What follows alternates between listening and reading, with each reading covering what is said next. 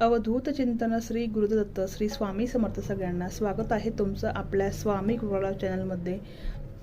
तर बघा, गणपतीची स्थापना ही कधी करावी आणि गणपती बाप्पांची स्थापना करताना वेळ काय असावी। तर बघा, बऱ्याच ठिकाणी पंचांगामध्ये गणपती बाप्पांच्या स्थापनेचा टाईम हा वेगवेगळा असतो। आपल्या सनातन हिंदू धर्मामध्ये गणपतीची जी स्थापना केली जाते, खरं तर हा एक उत्सव असतो आणि गणपती बाप्पांची स्थापना करताना आपल्याला काही गोष्टींची विशेष काळजी घ्यायची आहे।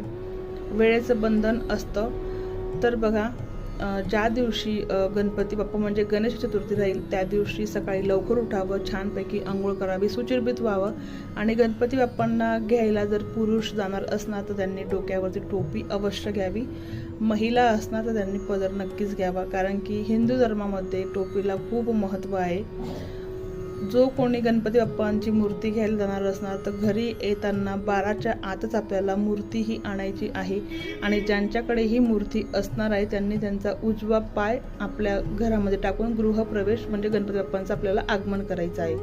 आणि सर्वप्रथम घरातल्या स्त्रीने गणपती बाप्पांची नजर काढायची। जशी आई आपल्या बाळाची बाहेर आल्यानंतर गावावर आल्यानंतर आपली आजी कशी आपली नजर उतरवते पाण्याने आणि भाकरीने, त्याच पद्धतीने आपल्याला गणपती बाप्पांची सुद्धा नजरही उतरवायची आहे। त्यानंतर आपल्याला गणपती बाप्पांची स्थापना करायची। आता गणपती बाप्पांची स्थापना जर तुमच्या सकाळी जर तुमचं सगळे कामं झालेले असतील, तुम्ही सकाळी सुद्धा गणपती बाप्पांची स्थापना ही करू शकतात। आता ज्यांचं काही डेकोरेशन बाकी असेल, काही पूजेचं साहित्य आणायचं असेल, गणपतीच्या बऱ्याच साऱ्या गोष्टी तुमचं बाकी असतील किंवा प्रसाद असेल राहिलेला, तर तुम्ही संध्याकाळच्या वेळेसुद्धा गणपती बाप्पांची स्थापना तुम्ही करू शकतात। संध्याकाळी तुम्हाला 4 ते 7च्या आतच गणपती बाप्पांची स्थापना ही तुम्हाला करायची आहे। ह्याच पद्धतीने तुम्हाला गणपती बाप्पांची स्थापना ही करायची। तुम्हाला जर माहिती आणि हा व्हिडिओ आवडला असेल तर आपल्या चॅनलला एक लाईक करा, शेअर करा आणि सबस्क्राईब करा। झालेली माहिती स्वामींच्या चरणी मी रुजू करते। पुन्हा भेटेल अशाच एका नव्या व्हिडिओसोबत आणि माहितीसोबत। तोपर्यंत सगळ्यांना श्री स्वामी समर्थ।